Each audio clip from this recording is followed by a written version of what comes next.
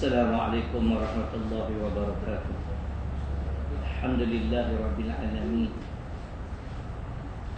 Salatu wassalamu ala ashrafil anbiya'i wal mursalin wa ala alihi wa sahbihi ajma'in. Rabbi shrah li sadri wa yassir li amri wahlul 'uqdatam min lisani yafqahu qawli. Wala haula wala quwwata illa billahil aliyyil azim. Muslimin dan muslimat yang dirahmati Allah Subhanahu wa taala. Kita sambung ayat yang ke-6 surah Al-Mutaffifin. A'udzu billahi minasyaitonir rajim. Yauma yaqumun nasu li rabbil alamin. Yauma yaqumun nasu li rabbil alamin. Yang bermaksud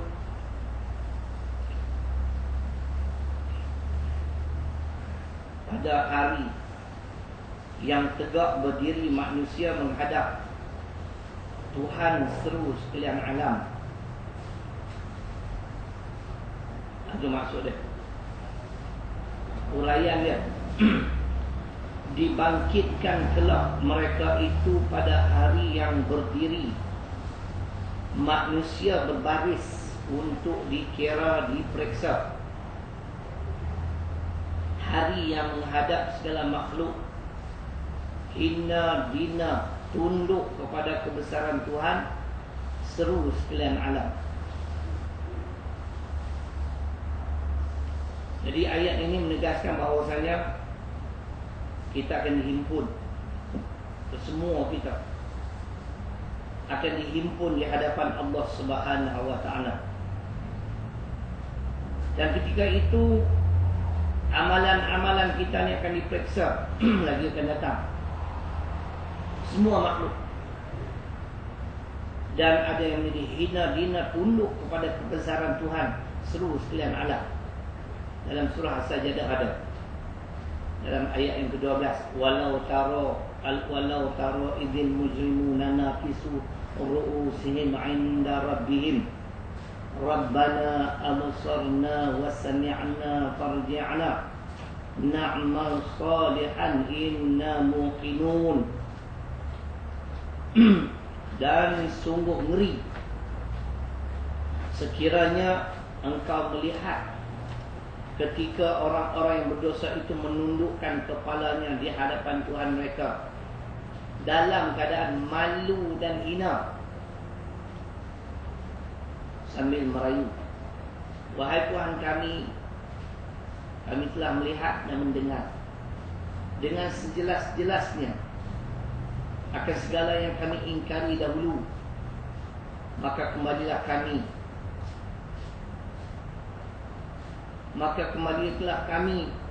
ke dunia supaya kami mengerjakan amal-amal yang baik. Sesungguhnya kami sekarang telah yakin. Tiada tafsiran dia. Ayat ini menerangkan sebahagian dari keadaan buruk orang-orang yang berdosa semasa menemui Tuhan yang Maha Kuasa. Samalah di sini pun. Jadi kita melihat bahawasanya semua amalan kita ni akan diperiksa balik.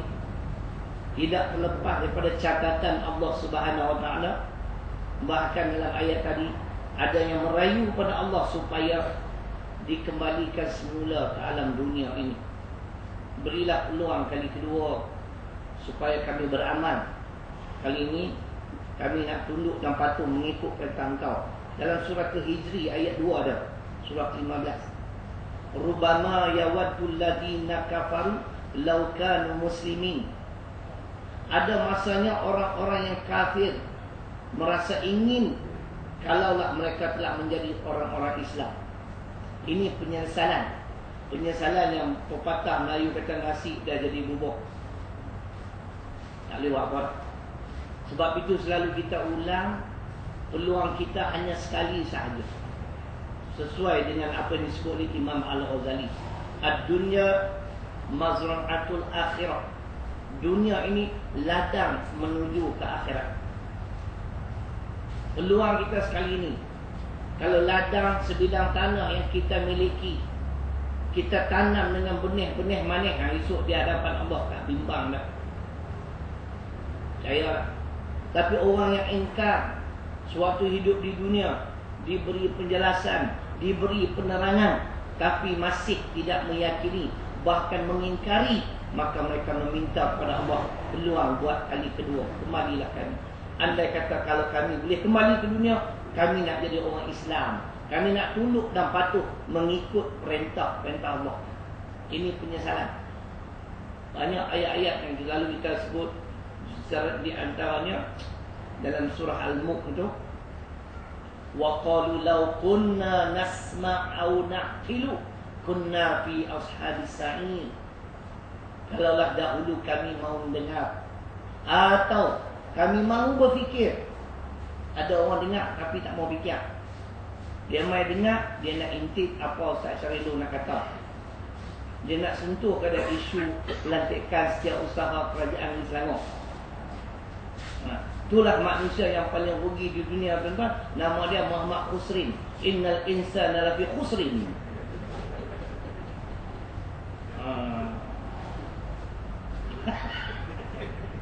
Panas pula nama ni, kan? Jadi dia mai dengar, tapi dia tak fikir. Walaupun ustaz sentuh soal politik, belum fikir. Di Malaysia ni, tuan-tuan, apa yang mereka bertindak, semuanya menepati undang-undang. Apa yang kita buat, semua tak betul aku punya kini. Seolah-olah pemimpin dari kalangan parti pembangkang ni bodoh sangat, jahil sangat tentang undang-undang dalam negara kita. Seolah-olah begitu. Hak mereka buat semua menepati. Perlembagaan di Selangor menepati perlembagaan persekutuan, semua mereka buat. Hari ni keluar keputusan Teo Bangkok, bunuh diri pun tak, dibunuh pun tak. Dia mati siapa pun tak tahu. Dia tak? Dia punya kan? Dia tidak dibunuh, dia tak bunuh diri dan dia tidak dibunuh. Itu macam dia mati. Betul kalau dah sampai masa kena mati. Kullu nafsin dha'iqatul maut. Setiap jiwa yang bernafas akan merasai mati. Thumma ilaina turja'un. Kemudian kamu akan dikembalikan kepada aku. Jadi keputusannya macam itulah. Surah Al-Ankabut surah 29 ayat 57 untuk Teo Bangkok. Bertalu-talu mai. Kata mereka pergi menghadap juga sultan. Lepas tu saya sebut banyak kali. Bila dah jadi terdesak macam ni, baru nak minta kita solat hajat. Mana tu anak makbul, tuan-tuan? Kita solat hajat, kita mendampingkan diri pada Allah ketika kita bermasalah sahaja. Ini tak betul. Maka tak ada masalah, kita semua leka, semua lalai. Bukan security tau, nak bagi peringatan. Tak apalah kalau tak mau buat solat hajat. Nabi tak buat solat hajat, tak apa, solat tahajud, doa banyak-banyak. Yang tu dah confirm lah, Nabi buat dalam Quran pun ada. Dalam solat witir sebelum subuh, doa banyak-banyak. Bertalu-talu mai, dekat saya pun mai, minta tolong solat hajat. Nak buat macam mana? Orang tu pun dah diterima. Ini cakap lebih-lebih sultan muka. Ada sultan ni. Kalau main mendengar malam ni pula, mana nak tahu. Ni ayam bekas apa minum. Khusrin kalau minum aku tak mau. Waktu main ni dengar, fikir, balik timbang. Memang ada ustaz yang lantang macam saya, hantam sungguh. Hantam kerajaan daripada pagi sampai petang kerja kami tu lah. Tapi dengar sama, betul ke ada. Takkan tak ada hujah dulu, ustaz ni main hantam ke ada. Tapi saya rasa pelik lah. Apa sahaja yang kita buat semua tak betul.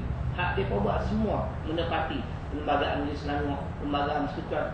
Seolah-olah mereka saja yang memahami perlembagaan persekutuan dan perlembagaan negeri yang ada.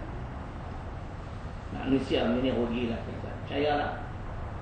Ingat, fikir. Minyak naik pula. Mari. Minyak hijau, naik cepat. Hari tu Disember naik cap $2. Kau mungkin sekuat. RM2 per orang kan, hijau. Kita kata, mantap saya, mengata kita fitnah. Saya dah baca dalam The Star itu. Memang dicadangkan every 6 months, setiap 6 bulan naik kupang. Ini tak ada 6 bulan, 2 bulan. Bulan Disember naik minyak hijau, bulan Januari naik.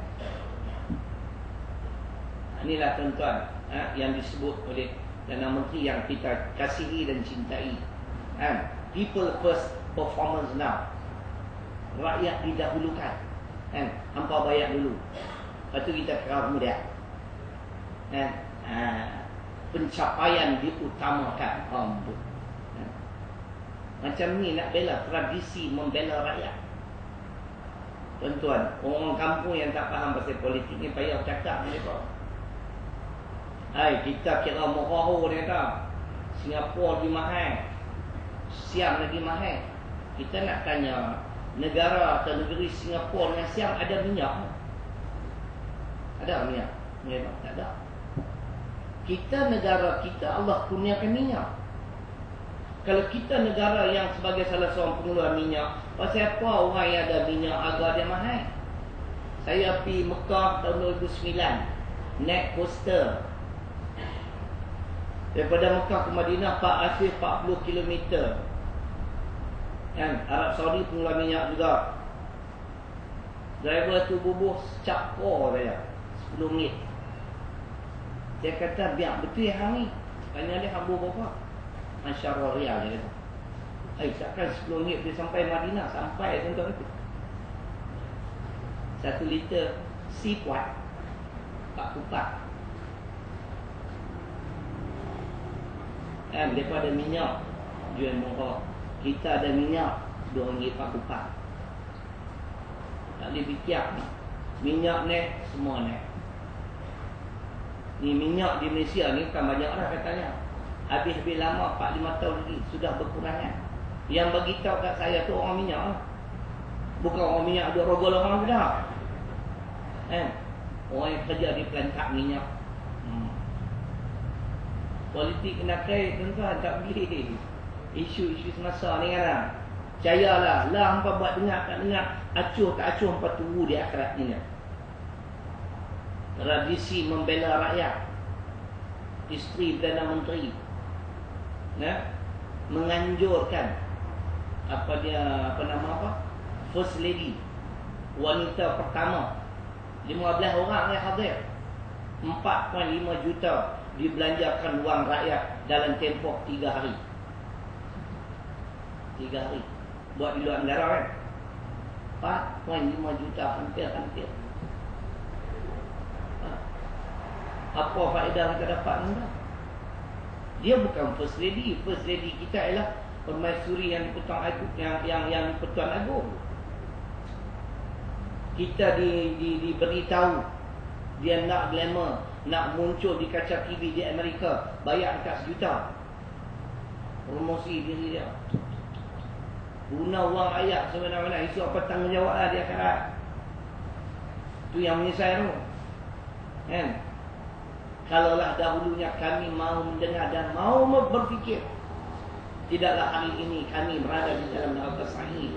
Surah Al-Mulk ayat 10, surah ke-67. Begitu juga yang dalam surah Sajadah tadi. Mereka meminta supaya dihidupkan sekali lagi, buat kali kedua.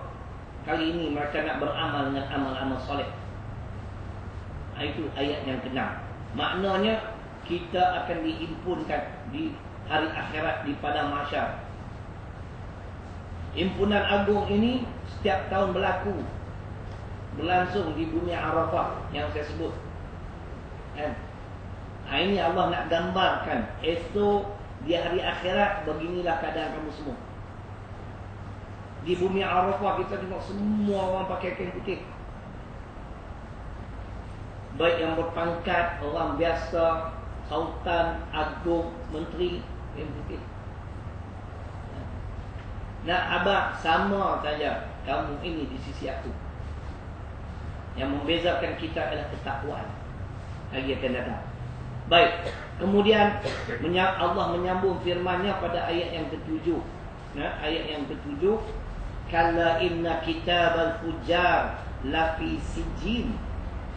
Yang bermaksud ayat yang ke-7, sekali-kali jangan begitu, sesungguhnya kitab orang-orang fajir, orang-orang jahat adalah di dalam sijjin. Kita dengar apa maksud dia.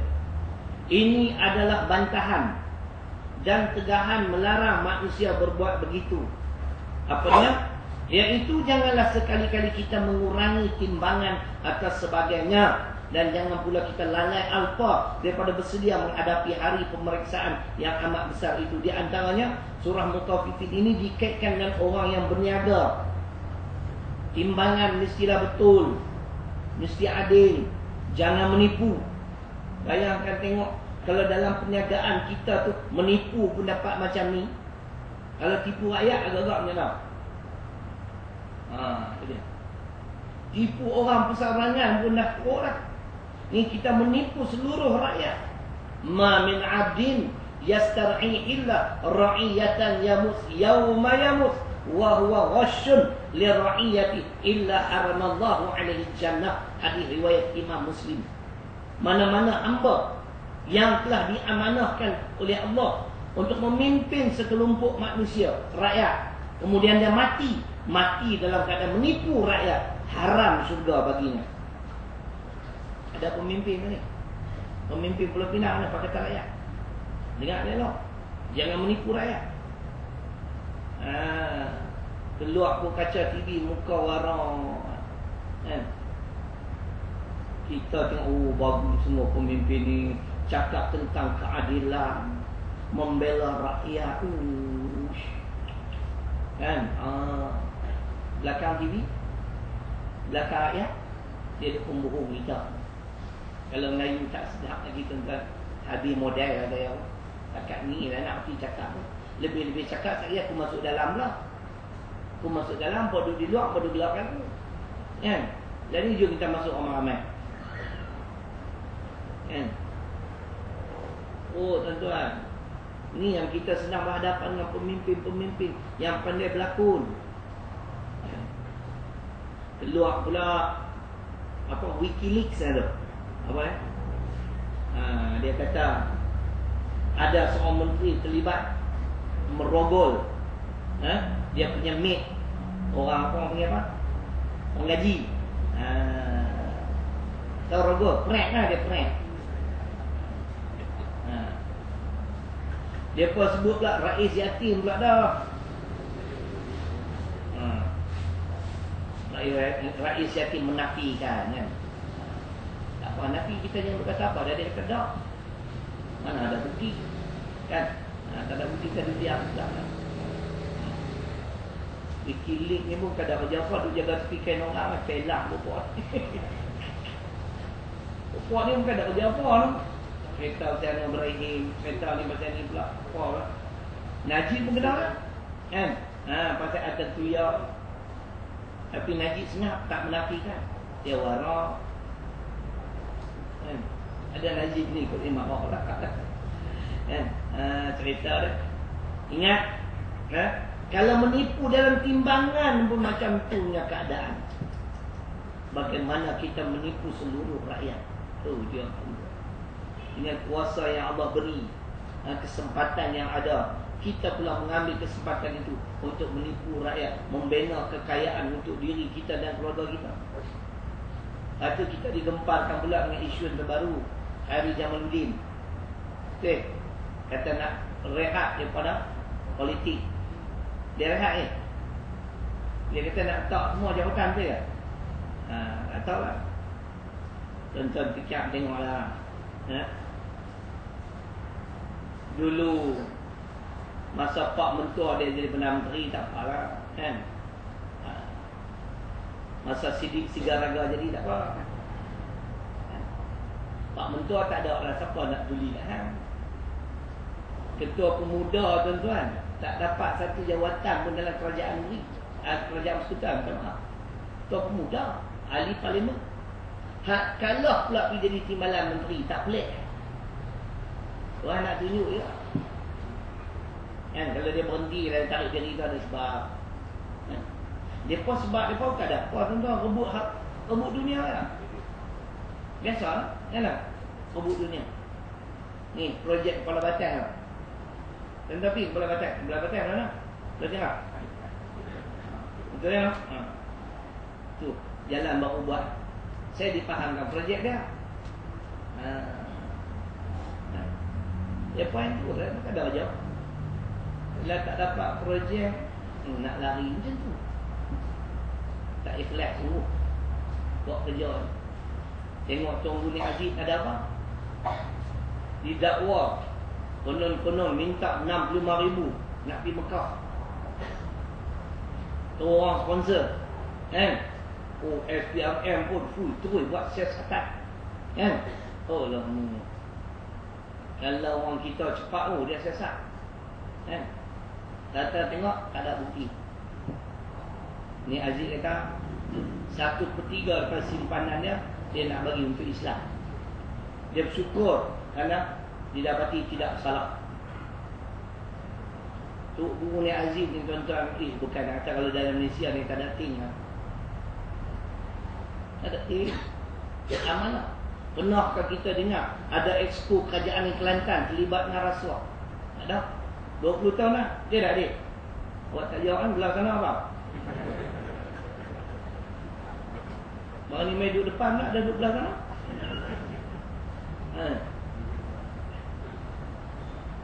Amanah. Tidak. Tak ada kerja apa nak kita nak tu. Penuh nak kroni. Bagi menantu jadi CEO apa saya malas nak baca. Kita pernah dengar daripada orang bank Islam ni tuan-tuan. Dia pernah isu satu cek tak banyak 500 pun. Nak bantu seorang pelajar. Pelajar tu pergi ke bank nak cash check. Nak cashkan cek tu. Duit tak cukup. Duit besar, duit pun tak cukup. Orang bank kutip-kutip bagi cukup 500. Baru boleh lulus cek 500. Cukup bersih lah. 20 tahun dulu. Ambil untuk tadah baldi bawah ayak tu, jual pokok bunga. Ni rakyat ni bukan pok dia hantar daripada Hong Kong. Dia nak pergi Mekah apa, dia banyak kali dah haji. Dia pun tak terhege-hege lah. Nak suruh orang sponsor. Kita ni yang bangga sangat. Abang saya 4 kali haji ustaz. Ui hebat. Kali pertama buat apa? Saya buat haji ifrat. Kali kedua haji tamattu. Ketiga haji qiran. Keempat haji bakhil. Mana ada haji bakhil?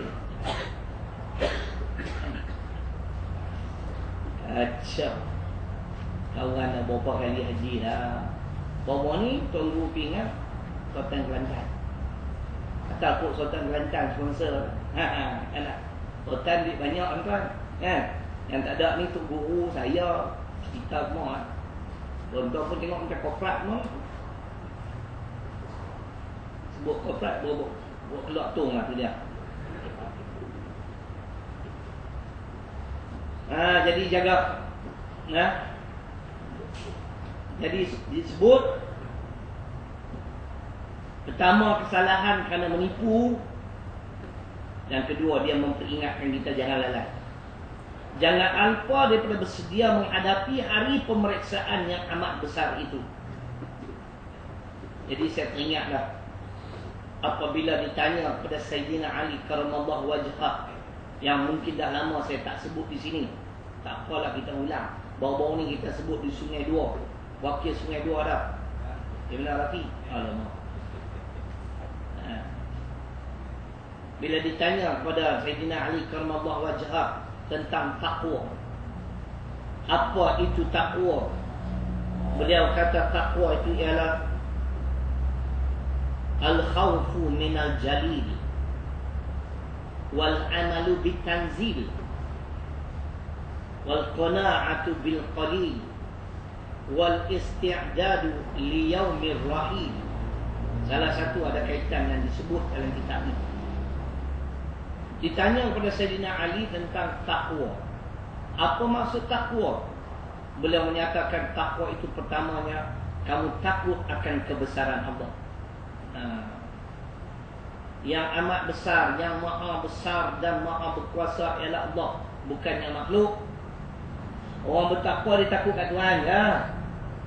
Dia tak takut kat pemimpin, dia tak takut kat ketua polis negara, dia tak takut kepada mufti, dia tak takut kepada hakim, dia takut kepada Allah. Tanam dalam jiwa kita jangan bertakut ke orang ya. Sampai nak menyatakan kebenaran pun tak berani. Ada hadis di sahih riwayat Imam Ahmad pun menyebut, Allah akan tanya itu, kenapa kamu mengetahui, kamu tahu benda ni tak betul, kamu mendiamkan diri? Kerana aku takut kepada manusia. Allah kata, akulah sepatutnya kamu takuti. Dalam ayat Quran